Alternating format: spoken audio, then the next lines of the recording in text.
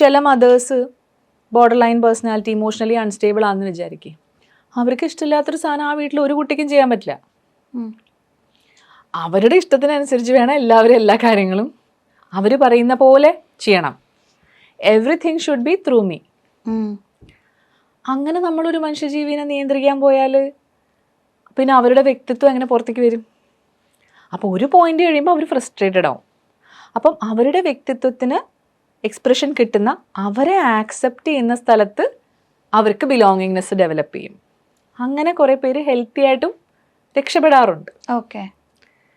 Parent toxic ആണെങ്കിൽ കുട്ടികളാണ് ഏറ്റവും കൂടുതൽ സഫർ ചെയ്യുന്നത്. പിന്നെ ഈ മാരൈറ്റൽ കോൺഫ്ലിക്ട്സിലെ മാരൈറ്റൽ സ്ക്യൂ, മാരൈറ്റൽ സ്കിസം എന്ന് പറയുന്ന 2 കാര്യങ്ങളുണ്ട്. അതിൽ ഈ സ്ക്യൂ എന്ന് പറയുന്നത്, ഇതിപ്പോൾ നമ്മളൊരു ഇങ്ങനെ ഒരു വെൽ ഷേപ്ഡ് കർവിൽ സ്ക്യൂ എന്ന് പറഞ്ഞാൽ ഒരു സൈഡിലേക്ക് ചെരിഞ്ഞിട്ടുള്ള ഒരു കർവിനെയാണ് സ്ക്യൂഡ് കർവ് എന്ന് പറയാം. അതായത് ഒരു കുട്ടീനെ ഒരു പേരൻറ്റിൻ്റെ കൂടെ ചേർത്ത് നിർത്തിയിട്ട് മറ്റേ പാർട്ട്ണറെ അറ്റാക്ക് ചെയ്യുന്ന ഒരു സിസ്റ്റം സൈഡിൽ. അപ്പം അതിനു വേണ്ടി ചിലപ്പോൾ ഈ കുട്ടികൾക്ക് അവർ ചോദിക്കണ എല്ലാം വാങ്ങിക്കൊടുക്കുക, എല്ലാം ഇത് എന്താ പറയാ, പൈസയൊക്കെ കൊടുക്കുക, സാധനങ്ങൾ വാങ്ങിക്കൊടുക്കുക, വഴക്ക് പറയാണ്ടിരിക്കുക, തെറ്റ് ചെയ്താൽ പോലും നോ പറയാതിരിക്കുക. അപ്പൊ അതൊക്കെ ഈ പേഴ്സണാലിറ്റി പ്രോബ്ലം ഉള്ള പേരന്റാ ചെയ്യാ.